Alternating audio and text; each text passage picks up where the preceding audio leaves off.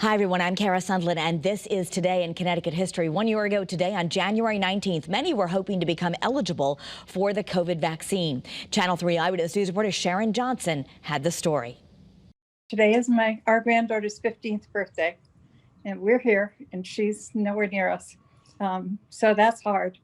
Emily and David Masters say they've been hunkered down since the pandemic started, spending Christmas on FaceTime with their grandchildren and canceling vacations.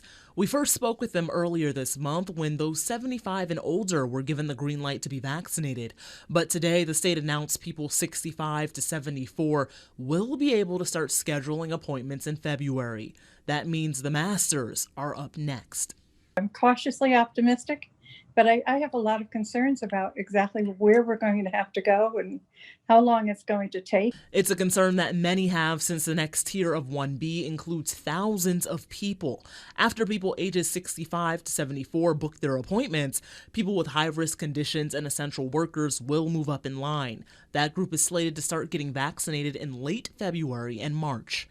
Food service and restaurant workers are included in Phase 1B as essential workers.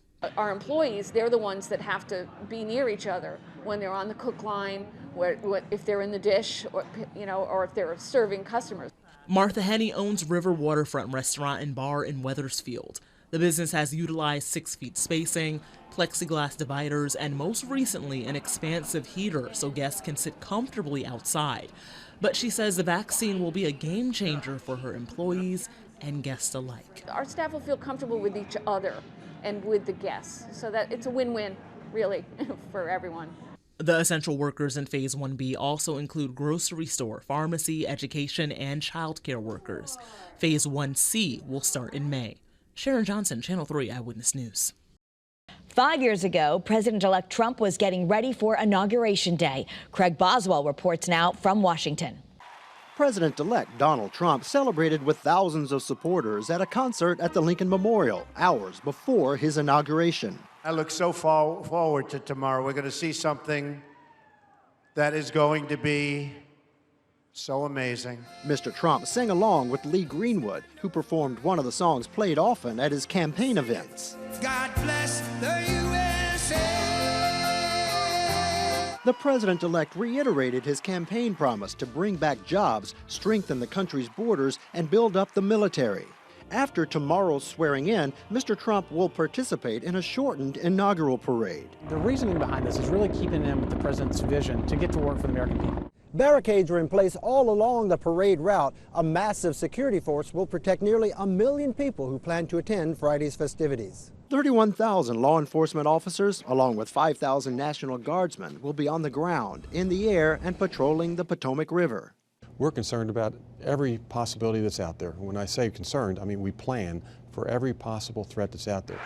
The president-elect capped his busy Inauguration Eve events with a VIP reception and candlelight dinner at Washington's Union Station. He is spending the night before the biggest day of his life at the Presidential Guest House, right across the street from the White House. Craig Boswell, CBS News, Washington. 10 years ago, several puppies were rescued from a freezing home in Old Saybrook.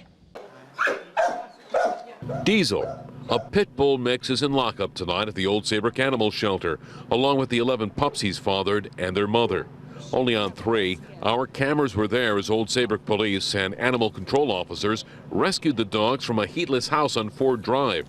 Police charged the owner, 33-year-old Herbert Smith, with cruelty to animals. They say Smith was squatting on the property. The conditions inside the house, the smell is almost unbearable. There's fecal matter all over the floor, urine all over the floor. There's really no place to sit down. They seem like decent people. I'm not too sure, exactly what they do in their house with their dogs. Local authorities say they became concerned Wednesday when checking on the animals, they discovered a new litter of puppies. The house has no heat and has no running water, so the house has been declared to be unfit for occupancy. And that's Today in Connecticut History.